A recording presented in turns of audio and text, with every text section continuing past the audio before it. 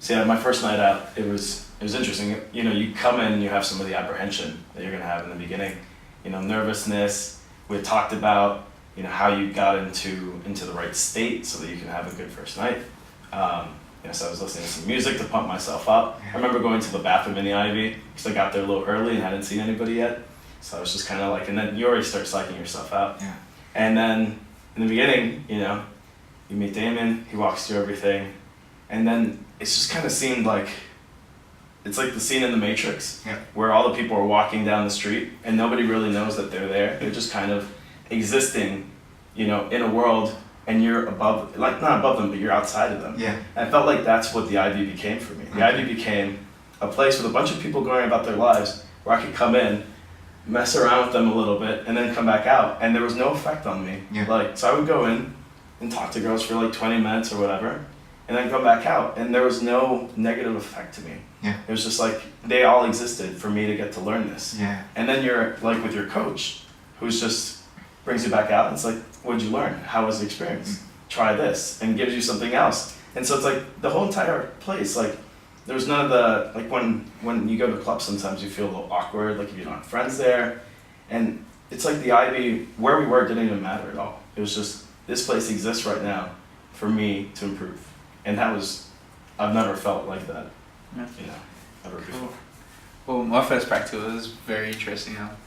I still got the same ritual as you talk about in the theories till today. Yeah. I'll park my car in the same spot, Yeah. get out, go talk to the guy at the convenience store, buy some chewing gum, and he recognises me. Like, hey Nathan, how's it going now? Right. He's just like, oh yeah, good, yeah, and just talk to him a bit. Walk up, I won't talk to anyone. Like before I get to the club, like I just smile at people. That's just my ritual. It's weird, but it works. Yeah. So, and I'll go in the toilet. Yeah, go to the toilet, even if I didn't have to. Right. Yeah.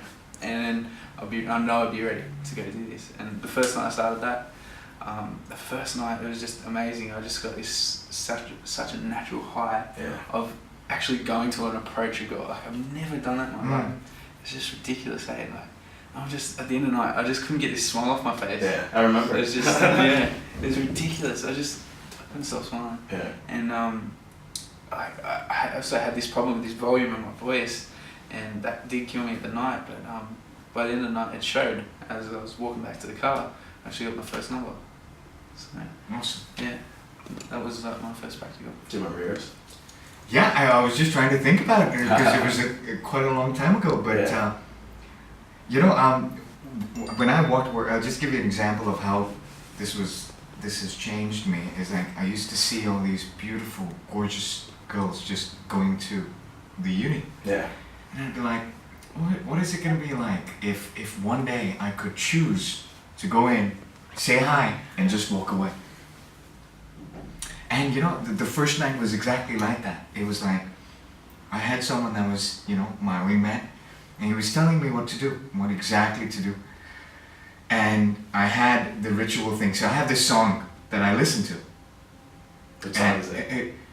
Well, let's not talk about the song. Okay. But it's Just that secret. one song. And Okay. every time now Yeah. that it comes up on radio, I'm like, whoa, this is all wrong. I'm in the car. I need to be somewhere else. Yeah. But I've got the song, I have the chewing gum. We go in, and of course, coach spots a couple of girls in the corner, and he's like, "You're going in," and I'm like, "No, I'm not going in." And he's like, "You are," and I'm like, "There's no way in hell." So he says, "Okay, I'm not going anywhere till the time you go in." And I was like, 5-6 minutes later, I was like, "Okay, let's do this." But as soon as I took that, I said, "Let's do this," it was like, we're good. I was in there. I don't know what I said. It doesn't matter, really, right? Yeah.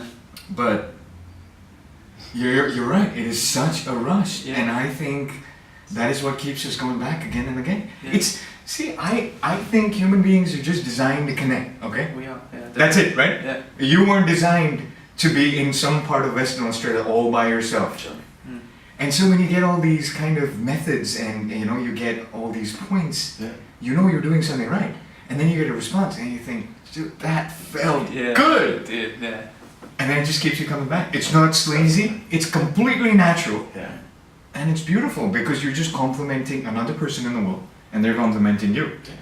And you're having a conversation. And if you can build a connection with them, how Hey, much better is that? Then that's awesome. everybody else is going to come up to them and be like, hey, how you doing? Blah, blah, blah. Like, if you can actually get past, you know, the beginning, the little bit of the barrier in the Of course. beginning, have a real deep conversation with Yeah. them You said. and connect. Yeah. It's just like, I mean, I remember there was this group of girls, 7 or 8 of them, all studying to be doctors and stuff. And that's a good set. it was crazy, dude. I went in and I said hi to everyone around, and there was a girl that was sitting opposite, Yeah. and she kind of looked at me in a kind of special way, but I didn't notice it. Yeah.